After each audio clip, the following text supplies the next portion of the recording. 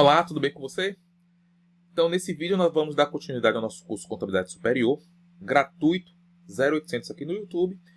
E nesse vídeo, nós vamos dar início ao estudo dos relatórios contábeis. Sem mais delongas, vamos ao nosso curso.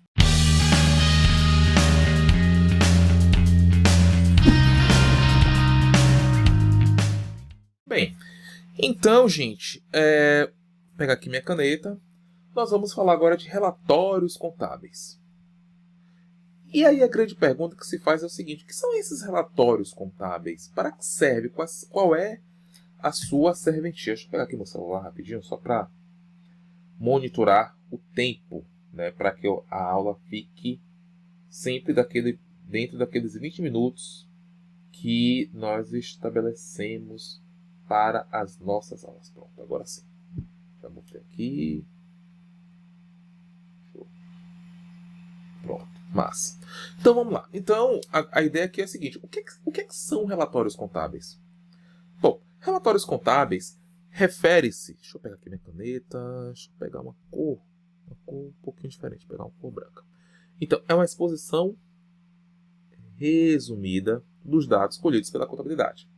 Porque a contabilidade, o que é que ela faz? Agora eu botei uma cor branca, agora para achar é difícil. Mas enfim, já achei aqui. Então, o que é que a contabilidade faz? Ela reconhece um evento econômico, ela mensura esse evento econômico e ela evidencia esse evento econômico. Então, esse é o processo contábil. Processo contábil.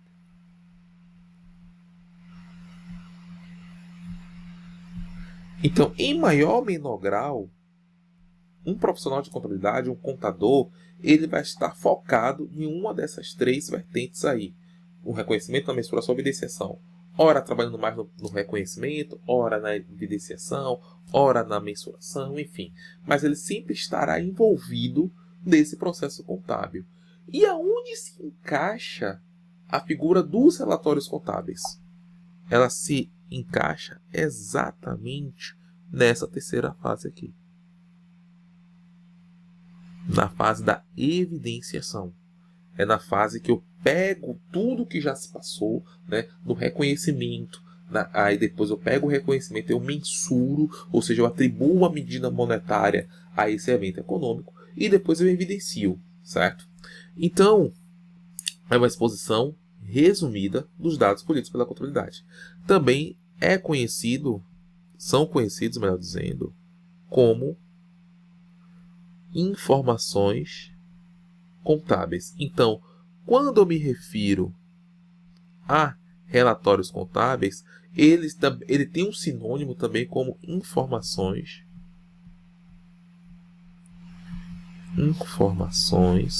contábeis. Então vamos lá. Bom, e aí como foi exatamente o que eu estava dizendo anteriormente? Eu tenho a coleta dos dados, que é o reconhecimento. Eu tenho o reconhecimento, a mensuração, a coleta dos dados e o registro, tudo isso aqui é o reconhecimento, né? Depois eu ainda tenho a mensuração, que não está evidenciada aqui, e os relatórios seria a terceira etapa do processo contábil, seria o funil ali no final, que vai estar reportando aos usuários da informação contábil tudo aquilo que se passou dentro daquela entidade. Então, como eu estava falando, né, reconhecimento, mensuração e evidenciação, os relatórios contábeis se encaixam exatamente na terceira fase do processo contábil, ou seja, da evidenciação. Bom, existem diversos relatórios que a contabilidade confecciona, mas os mais importantes são as demonstrações contábeis ou financeiras. Então, a contabilidade, ela trabalha com N relatórios. N relatórios. Por que, Bruno? Porque, a depender da entidade a qual esteja reportando essas informações, ela vai, em função do negócio dela, eu vou ter relatórios específicos para aquela entidade. Então, eu terei relatórios que são comuns, né, que mais precisamente são as demonstrações contábeis, né, ou financeiras. Né? Deixa eu pegar aqui um marca-texto que fica melhor. Essas demonstrações também não ficou bacana. Será que o azul fica? Também não. Então eu tenho que pegar uma cor. Vermelho, nada. Então eu vou pegar o branco meio. Então essas demonstrações. Nenhum branco, caraca. Deixa eu pegar aqui. Tá.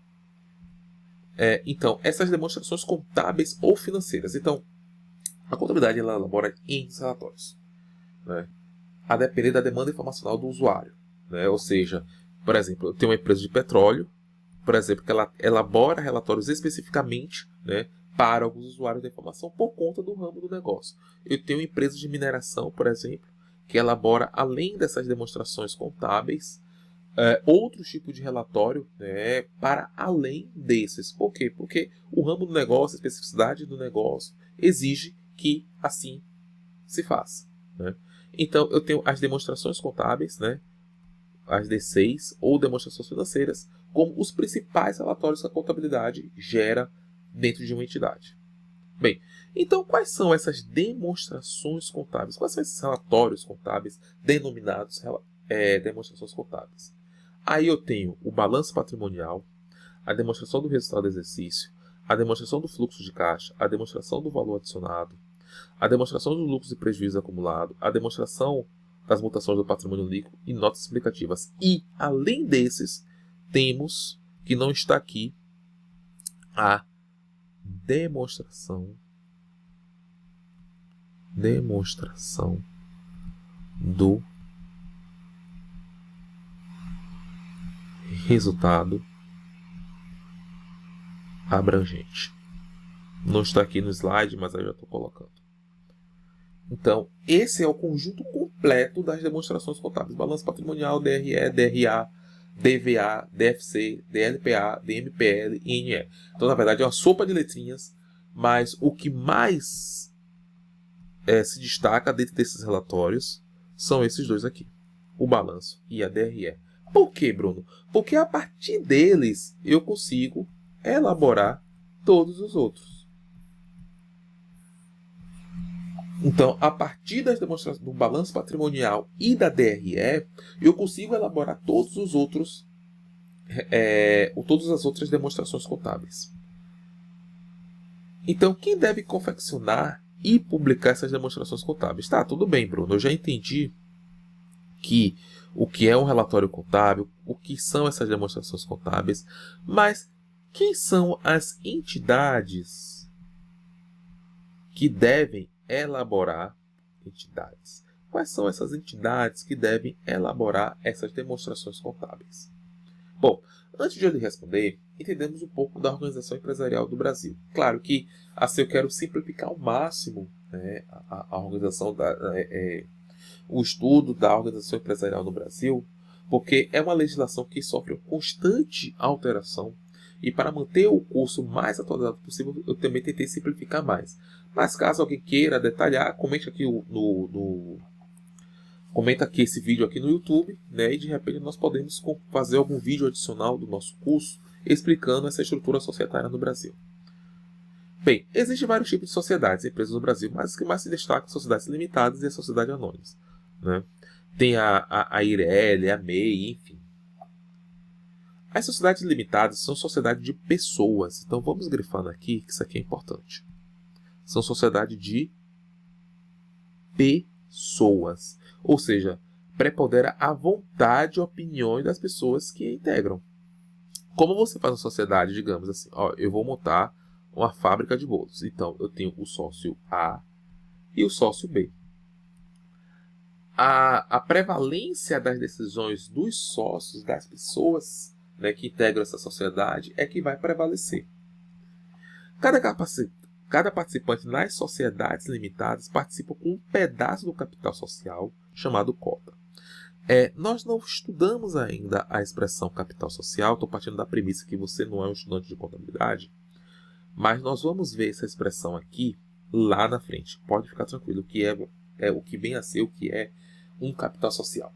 Então, cada participante, cada sócio tem um pedaço do capital social, né, que chamamos de cota. O documento principal das sociedades limitadas é o contrato social. E nesse documento terá indicado a quem caberá a gestão da entidade. Então, o principal documento de uma limitada, né, como nós chamamos, da LTDA, é um contrato, e lá deve estar evidenciado a quem caberá a gestão da empresa, ou seja, a quem caberá tocar a empresa para frente. Exemplo, João, Pedro e Maria formalizaram a abertura de uma empresa contábil. João participa com 200 cotas, Pedro com 200 e Maria com 400. O valor de cada cota é R$ 50. Qual o valor do capital social? Basta somarmos 200 mais 200 mais 400. Então aqui vai dar quanto? 200 mais 200, 400, mais 400, 800. Eu tenho cada cota valendo R$ 50, então 800 vezes 5 vai dar 40, 1, 2, 3. Então o capital social dessa empresa é R$ 40 mil. Já as sociedades por ações é uma sociedade de capital. Ou seja, importa o quanto você investiu. Ou seja, enquanto a sociedade anônima, o foco está nas pessoas, aqui está no quanto você injetou na empresa. Sua vontade é colocada em segundo plano. Então, na verdade, aqui nas sociedades anônimas, o que importa é o quanto você aportou naquela empresa. Cada participante nas SAs, né, sociedades por ações, participa com um pedaço do capital social chamado ação, e sua responsabilidade limita-se à sua ação subscrita ou integralizada. Ou seja, já que a sociedade por ações não foca na pessoa, e sim no quanto você investiu, né, aqui cada pedaço chama-se ação, né? Até porque a sua responsabilidade limita-se a isso aqui. O documento principal das SAs é um estatuto. E nesse documento será indicado como será dividido o lucro, o direito de cada acionista, etc. Geralmente, para quem tem ação de empresa, na verdade, o foco do investidor em ações, na verdade, é participar de um negócio que gere lucro. Esse lucro vai ser distribuído na forma de proventos, juros sobre capital próprio, dividendo, enfim. E o foco aqui não é a sua opinião, mas o quanto você injetou na empresa. Então, eu tenho, além disso, limitadas de pequeno e grande porte, e eu tenho sociedade anônimas aberta e fechada. Qual a diferença aqui? Né? Pequeno porte é aquelas empresas que têm ativo menor do que 300 milhões, e receita é 300 milhões e ativo menor do que 240 milhões. Caso ultrapasse isso, a limitada é considerada uma limitada de grande porte. E eu aplico, né, os ditames da legislação societária, mais precisamente da Lei 6.404, para as empresas de grande porte e para as empresas de capital aberto. Essas empresas aqui é que vão confeccionar balanço patrimonial, DRE, DRA se for o caso, DFC também se for o caso, DVA também se for o caso, balanço, DRE, DRA, DFC, DVA, notas explicativas, enfim, dentre outros relatórios.